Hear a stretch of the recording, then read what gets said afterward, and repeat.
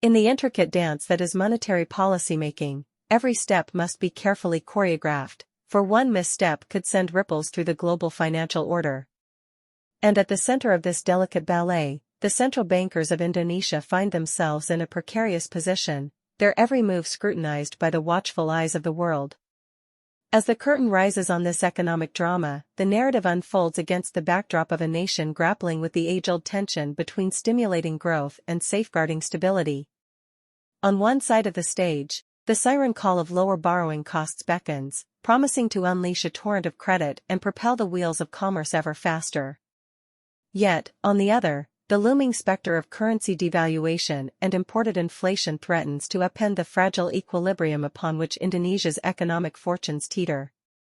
In this high-stakes performance, the lead role falls to none other than Bank Indonesia's governor, Peri Warjiyo, whose every utterance carries the weight of a nation's aspirations. And with the recent decision to hold the BI rate at a lofty 6%, a level not seen in nearly half a decade, Warjiyo has signaled his unwavering commitment to upholding the sanctity of the rupiah, even as the siren song of economic growth grows ever more alluring. The rate will stay at that level to prop up the rupiah, Warjiyo intones, his words resonating like the deep timbre of a cello in a symphony hall, with easing to be considered only after the mid-year when BI expects the Federal Reserve to pivot. It is a bold declaration, a defiant stance against the pressures of an impatient audience clamoring for the sweet melodies of expansionary policies. Yet, even as Warjiyo and his fellow central bank virtuosos hold firm on their course, they are not blind to the plight of those yearning for the invigorating rhythms of economic vitality. For in this choreographed spectacle, the dancers have at their disposal a repertoire of moves designed to ease the strain without compromising the integrity of the performance. Enter the concept of liquidity perks, a series of intricate steps that allow banks to reduce their reserve requirements, thus freeing up capital for lending to priority sectors such as commodity downstreaming, the creative economy, and the ever-burgeoning realm of green initiatives. It is a deft maneuver, a delicate pirouette that seeks to inject vigor into the economic bloodstream without the jarring tempo change of an outright rate cut. We will expand the scope of sectors that can utilize this liquidity incentive, Warjiyo declares, his voice carrying the weight of a solemn vow. For in the grand scheme of this intricate dance, every move must be carefully calibrated, every step executed with precision, lest the entire performance devolve into chaos. And yet, even as the central bankers of Indonesia navigate these treacherous waters, their movements are inextricably intertwined with those of their global partners. For just as the rupiah's fortunes are tethered to the whims of the almighty dollar, so too are the decisions of Bank Indonesia beholden to the machinations of the Federal Reserve, that towering monolith of monetary might. All eyes now turn westward, towards the hallowed halls of the Eccles Building in Washington, D.C., where the Fed's own choreographers will soon take center stage. The markets hold their collective breath, their gaze fixed upon the movements of Chair Jerome Powell and his cohorts, for their every gesture carries the power to send shockwaves through the global financial arena. In this high-stakes ballet, where every step reverberates across continents and oceans, the decisions of the Fed will undoubtedly shape the cadence of Indonesia's own performance. Will they opt for a bold, sweeping move, slashing rates with abandon and ushering in a new era of easy money? Or will they instead choose a more measured approach, a gentle sway that belies the tectonic forces at play? The stakes could not be higher, for the ripples emanating from the Fed's actions will inevitably lap against the shores of the Indonesian archipelago, their impact felt in the ebb and flow of the rupiah's tides. And as Warjiyo himself acknowledges, the central bank stands ready to stabilize the rupiah through interventions in the spot, domestic non-deliverable forward and bond markets, as well as through the issuance of BI securities. Yet, even as the spotlight shines brightest upon the monetary mandarins of the world's greatest powers, it would be a grave mistake to overlook the quiet undercurrents that shape the Indonesian economic landscape. For beneath the surface, a potent force is stirring, the undulating rhythms of domestic politics and fiscal policy uncertainty. Like a riptide threatening to sweep away the unwary, these undercurrents have already begun to manifest in the form of intensifying foreign fund outflows from Indonesia's debt markets. Investors, ever wary of turbulence, have retreated to the sidelines, their capital seeking calmer waters in which to tread. And in the wake of this exodus, a new partner has joined the dance, the Indonesian government itself, stepping in alongside the central bank to stabilize yields through strategic bond purchases. It is a delicate pas de deux, a careful choreography of intervention and support, each player acutely aware that a single misstep could send the entire performance spiraling into disarray. Yet, even as the dancers navigate these treacherous currents, another challenge looms on the horizon, the ever-present specter of inflation.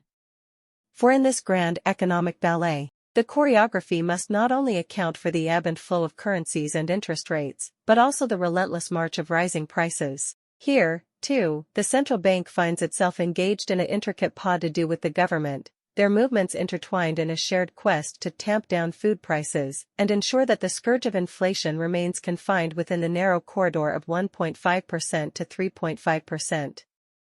It is a ceaseless vigil, a never-ending battle against the forces of economic entropy that threaten to unravel the delicate tapestry woven by years of careful policymaking.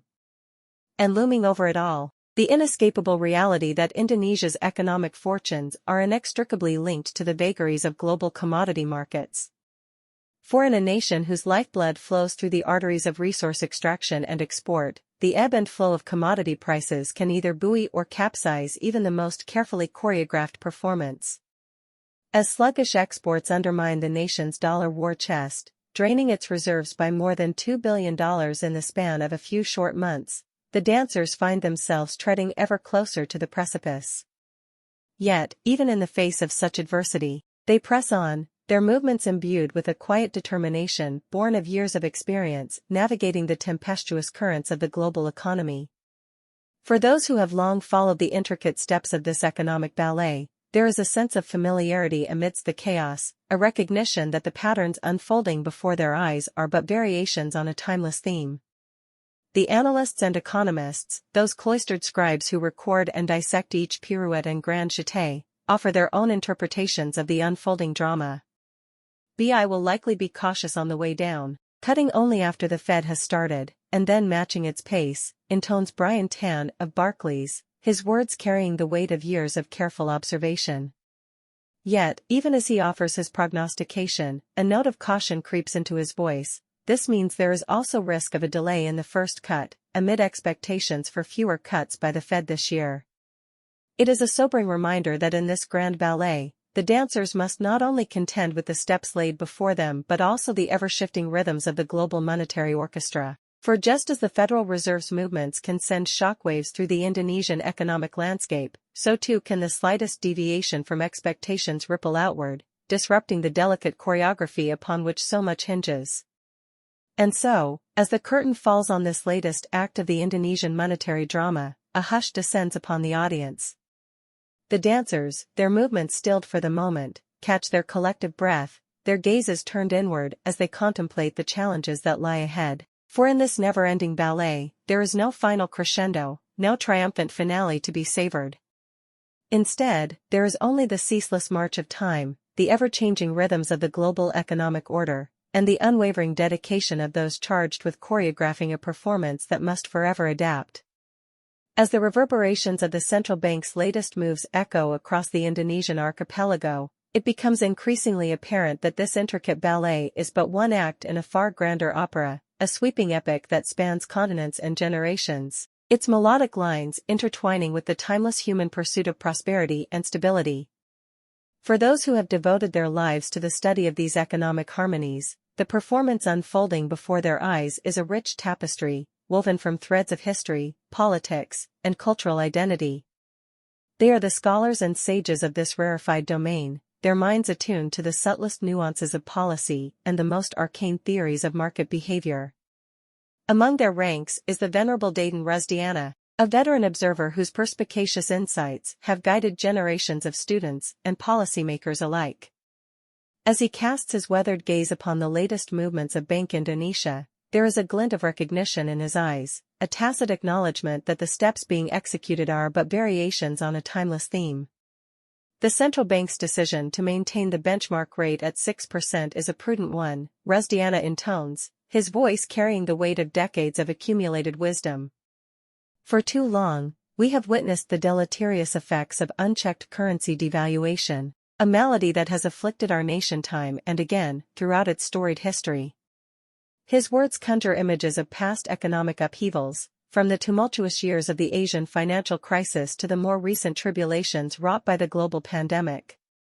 In each instance, the rupee's fortunes have ebbed and flowed, its value buffeted by the capricious winds of international capital flows and shifting market sentiment. It is a lesson that has been seared into our collective consciousness, Rusdiana continues, his weathered features etched with the gravity of his subject. The preservation of currency stability must remain the paramount concern, for it is the bedrock upon which all other economic ambitions are built. Yet, even as he extols the virtues of prudence, there is a glimmer of optimism in Rusdiana's eyes, a recognition that the central bank's choreography is not merely a defensive maneuver but a carefully calibrated attempt to strike a delicate balance between stability and growth. The expansion of liquidity perks to priority sectors is a masterful stroke, he declares, his voice taking on a note of admiration. By incentivizing lending to industries vital to our nation's development, Bank Indonesia has demonstrated a deft understanding of the intricate interplay between monetary policy and the real economy. In Rusdiana's eyes, the inclusion of sectors such as the creative economy and green initiatives is a harbinger of a broader shift, a recognition that the path to sustainable prosperity lies not merely in the extraction and export of raw commodities, but in the cultivation of a diverse, knowledge-driven economy capable of withstanding the vicissitudes of global market forces. It is a symphony of policy measures, he proclaims, his hands gesturing expansively as if to encompass the grand scope of the endeavor.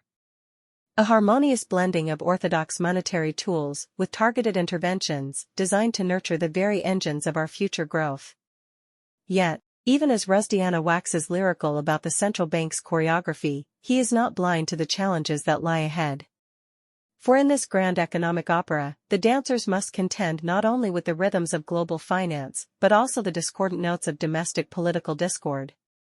The undercurrents of political uncertainty and fiscal policy ambiguity are like riptides threatening to sweep away even the most carefully orchestrated performance, he cautions, his brow furrowing with concern. It is a treacherous undertow that has already begun to manifest in the form of foreign capital outflows and destabilized debt markets. In Rusdiana's estimation, the central bank's intervention in the bond markets, coupled with the government's own efforts to stabilize yields, is but a temporary reprieve, a stopgap measure designed to weather the storm until calmer waters prevail. Ultimately, what is required is a harmonious alignment of monetary and fiscal policy, a true pas de deux between the central bank and the government, he asserts. For too long, we have witnessed the dissonance that arises when these twin pillars of economic stewardship are out of sync. His words carry the weight of hard-won experience, a lifetime of observing the consequences of policy misalignment and the corrosive effects of political instability on economic performance.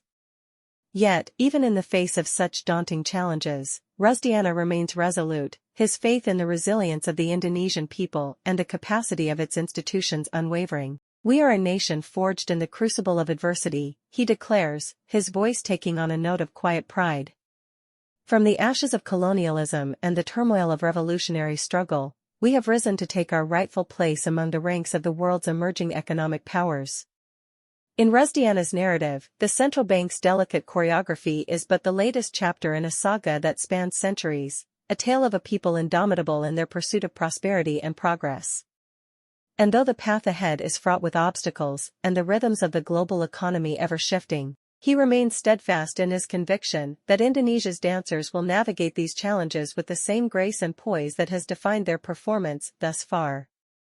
We are a nation that has weathered tempests far fiercer than these, he proclaims, his voice rising in a crescendo of defiant optimism. And just as we have emerged triumphant from the trials of the past, so too shall we emerge from this latest test, our steps imbued with the wisdom of experience and the inextinguishable spirit of our people. As Rusdiana's impassioned soliloquy draws to a close, a contemplative silence descends upon the gathered observers. For in his words, they have borne witness not merely to an analysis of economic policy but to a profound meditation on the indomitable human spirit, a testament to the enduring resilience of a nation that has danced upon the global stage for centuries, adapting and evolving with each new challenge. And as they turn their gazes back towards the unfolding performance, there is a renewed sense of appreciation for the intricacies of the choreography, A deeper understanding of the myriad threads that intertwine to form the rich tapestry of Indonesia's economic odyssey. For in this grand opera, the dancers are not mere performers executing a predetermined routine but artists in their own right, their movements an extemporaneous expression of a nation's aspirations and the embodiment of a people's collective spirit. It is a realization that imbues the proceedings with a profound sense of gravitas, a recognition that what unfolds before them is not merely a matter of economic statecraft but a living, breathing embodiment of the Indonesian identity itself. And so, as the spotlight shifts once more to the central figures of this unfolding drama, there is a palpable sense of anticipation, a collective holding of breath as the dancers prepare to take their next steps upon the global stage. For in this eternal ballet, the music never truly ends, it merely ebbs and flows, its rhythms shifting with the tides of history, propelling the performers ever onward in their ceaseless pursuit of harmony amidst the discordant cacophony of the world. And as the strains of the next movement begin to swell, echoing across the archipelago and resonating through the halls of power, a singular truth emerges, that in this grand economic opera, the dancers of Indonesia are not mere spectators, but the architects of their own destiny, their every step a defiant affirmation of their nation's inextinguishable spirit.